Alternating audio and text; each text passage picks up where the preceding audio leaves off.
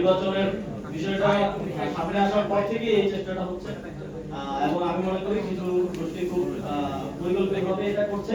তো bank account তলব করে এক ধরনের রহস্য তৈরি করার চেষ্টা করছে, না জানি কি আছে ব্যাংক অ্যাকাউন্টে।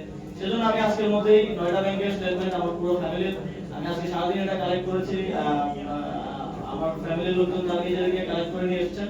আমি পুরো বাংলাদেশের জনগণের সামনে পরিষ্কার করে দিলাম, যাতে করে কোনো সন্দেহ না থাকে।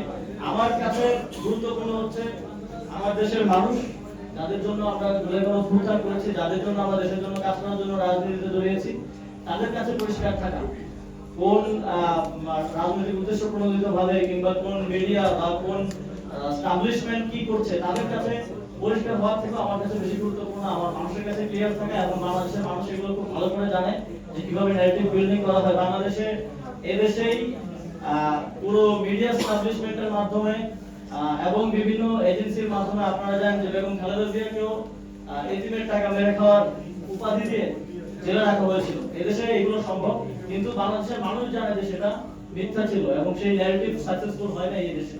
সুতরাং আমার কাছে গুরুত্বপূর্ণ হচ্ছে আমার দেশের জনগণ, যাদের জন্য আমরা কাজ করি, তাদের কাছে পরিষ্কার থাকে। সেজন্যই আজকের এই সংবাদ সম্মেলন।